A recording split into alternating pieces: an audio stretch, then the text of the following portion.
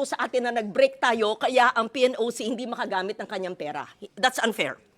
Eh, ang sekretary nga ninyo wala dito eh. Kung anong pamumulitik ang ginagawa na naman ng sekretary nyo. Excuse me, hindi po nag-break ang Senado na hindi inaaksyonan ang hinihiling ng executive. Dalawa ang inyong hiningi. Excise tax, napasa namin. At sabihin nyo on the record, kailan nyo mai-implement yan at ang gulo ninyo.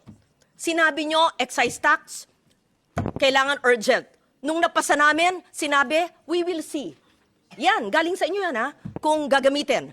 Tapos, the next day, o sige na nga. Ano ba? Ano ba? Kailangan ba? Hindi.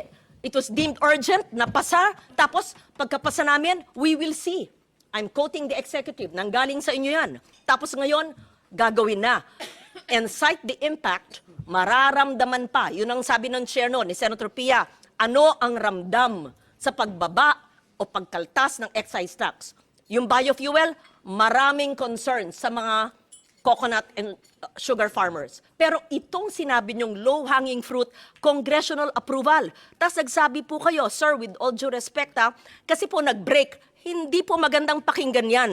Hindi po mag-break ang Senado kung sinabi niyong kailangan ng congressional approval ang paggamit ng PNOC ng kanilang pondo.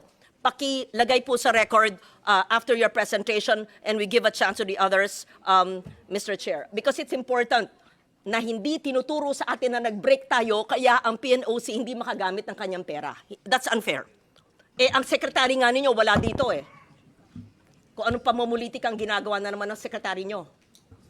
Break tayo session pero tuloy-tuloy pa ho yung aming hearing. Yes, of course. At kung kailangan po mag-convene, ready naman po magkaroon ng special session at any time. No? It's important. When did you give the letter? Ha? Kasi, alam nyo, hindi pwedeng tinuturo-turo nyo kami. Hindi nyo pwedeng sinasabi, makinig kayo. Huwag kayo nagpapalusot dito ha. Sinasabi nyo, yung letter na sa inyo eh. Tapos nag-break kayo. Double jeopardy, hindi pwede yun. Sorry, hindi po kami papayag nun. Kung alam po namin hindi kami mag-break, tama po ang chair. Tinan mo nga, mag-break. Gusto nyo Holy Week, magtrabaho tayo dito eh. Darating lahat ng secretary. Burn the midnight candle. Walang labasan sa kwarto hanggang hindi nakita ang pagtulong sa latang tao. Pero wag niyong sasabihin na nag-break kami, kaya hindi napasa yung hiniling ng DOE na congressional approval. Hindi po, sir.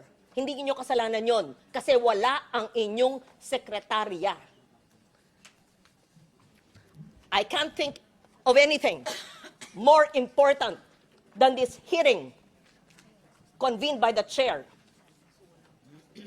And if the other cabinet members are here, why could the most important department not be present? Thank you, Mr. Chair.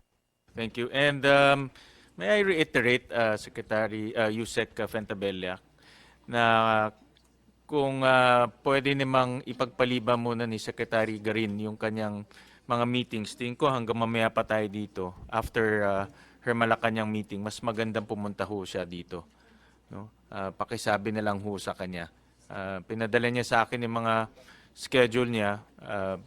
Tingin ko naman mas mahalagang makausap niya ngayon ang taong bayan para marinig sa kanya mismo kung ano yung kanyang mga plano kung sakaling mawala talaga tayo ng langis. No?